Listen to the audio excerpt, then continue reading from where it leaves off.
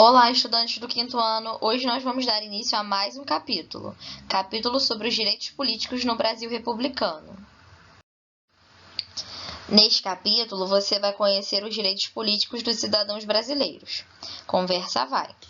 Você já conhece o que são direitos humanos. Entre esses direitos estão os direitos políticos. Além do direito ao voto, quais outros direitos são necessários para o exercício da cidadania?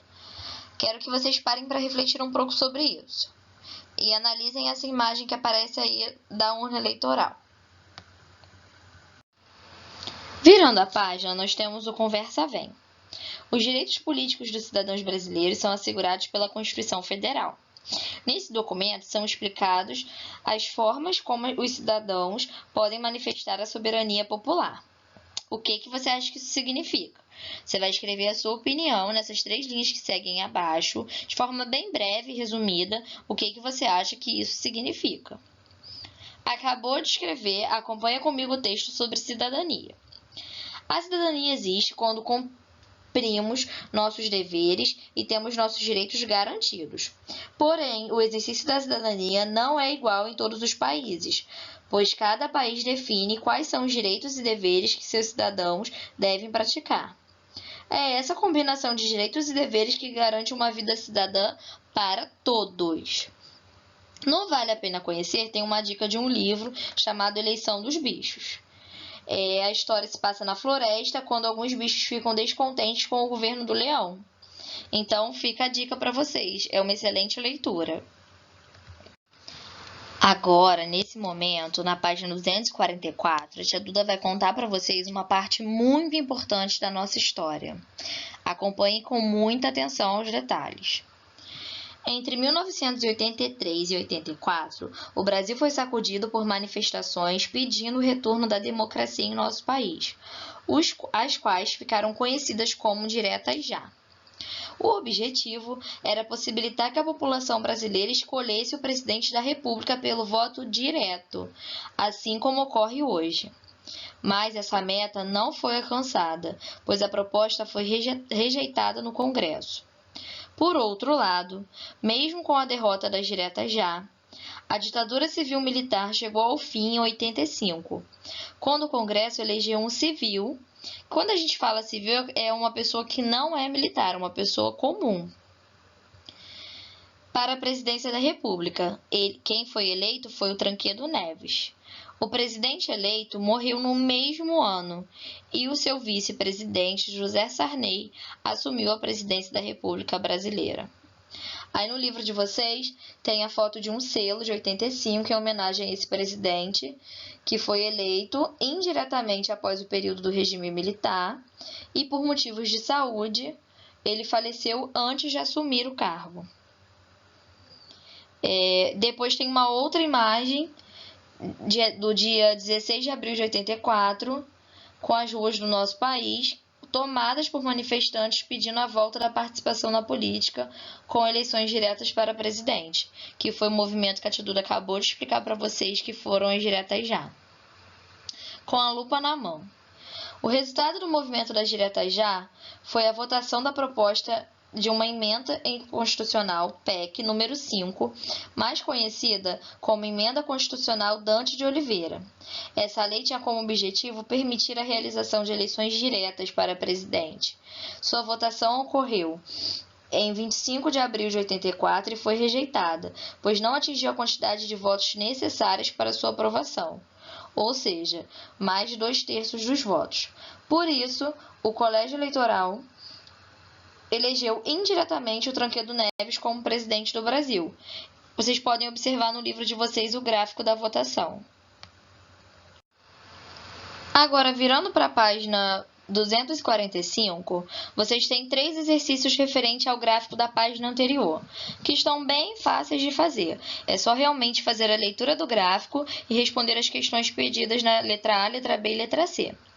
Na letra A, vocês vão responder, de acordo com os números apresentados, o que a população e os deputados desejavam com a votação da PEC número 5. Então, vocês vão escrever o que a maioria ou a minoria desejava. Na letra B, para saber a resposta, basta você somar todos os números de deputados e dividir por 3. Ou você também pode usar o conteúdo de matemática e realizar uma operação de fração. Operações de fração, tanto faz. Qualquer cálculo que você fizer, você vai obter a resposta certa. E na letra C, é só vocês contarem quantos votos faltaram para que a emenda Dante de Oliveira fosse aprovada. Muito tranquilo, muito fácil. Acabando de responder esses exercícios, acompanhem comigo o texto sobre a Constituição Brasileira de 1988. Desde 15 de novembro de 1989 até hoje, vivemos a forma de governo republicana. Durante o governo de José Sarney, houve uma Assembleia Nacional Constituinte que elaborou e aprovou uma nova Constituição para o Brasil em 88. O povo brasileiro pediu uma nova Constituição, que restabelecesse o direito de participar da vida política do seu país. Tudo porque, no dia 30 de março de 1964, ocorreu um golpe militar. E o Brasil foi governado até 85 como uma ditadura. O retorno pleno da democracia ocorreu em 1989, com a eleição de Fernando Collor de Mello. Esse na imagem é o deputado Ulisses Guimarães segurando a recém-aprovada Constituição em 5 de outubro de 1988. Virando a folha de vocês para a página 246, nós temos um exercício muito importante que é o mão na massa. Número 1. Ao longo da história do Brasil republicano, houve um período em que os direitos políticos e civis foram limitados pelos governantes durante a ditadura civil-militar. A população, descontente, lutou para conquistar seus direitos. Em 1985, houve o retorno da democracia. Faça uma pesquisa sobre as principais características de uma ditadura e de uma democracia. Depois anote-as no quadro abaixo. Então, aí no livro de vocês tem a imagem de uma mulher com a bandeira do Brasil pintada em seu rosto e tem duas planilhas, uma escrito ditadura e uma escrito democracia. Vocês vão fazer pesquisa em diferentes fontes, até no próprio livro, na internet, entrevistas de pessoas que viveram nessa época, o que vocês julgarem interessante, e vão escrever nessas duas tabelas, distribuindo as características principais da ditadura e da democracia. Virando para a página 247, nós seguimos fazendo exercícios do mão na massa. Número 2. De acordo com a Constituição de 1988, o Brasil do século XXI apresenta uma estrutura governamental dividida em áreas de administração nacional, estadual e local. Vamos relembrar a atuação dos poderes existentes no Brasil? Então, relacione as colunas. Você tem 3 opções. Letra A, Poder Executivo. Letra B, Poder Legislativo. E letra C, Poder Judiciário. E você tem vários quadradinhos com várias afirmativas para você correlacionar. Então, por exemplo, número 1, na primeira opção aí, está assim, nível federal, presidente e vice-presidente da República e ministros. Qual dos 3 poderes que exerce isso, que preenche esses cargos? É o poder executivo. Então, você vai lá e vai escrever a letra A. E assim por diante. Você vai sempre correlacionar o que está do lado do quadradinho com a opção de um dos 3 poderes. Número 3. Qual dos 3 poderes você acha que é o mais importante? É a sua opinião. Qual dos 3 você acha que é mais importante e dá uma justificativa para isso. Por que você julgou ele mais importante? E no número 4, se você gostaria de trabalhar com qual dos 3 poderes. Novamente, é uma resposta pessoal. Você vai escrever qual dos 3 poderes, se você pudesse escolher, você gostaria de trabalhar. Agora chegou o momento da gente revisar esses conteúdos fazendo os exercícios das nossas fichas de atividades de história. Abram a ficha de vocês na página 131.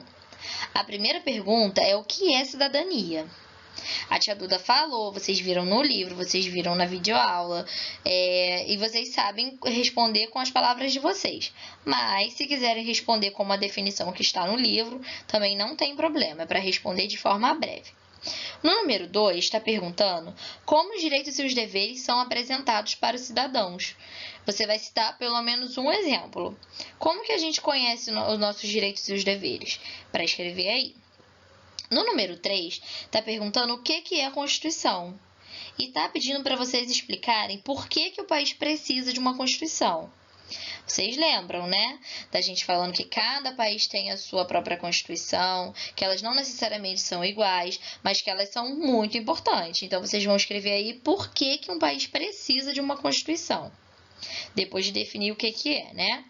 No número 4, está perguntando como que é conhecida a Constituição atual do Brasil. Ela tem um nome, não tem?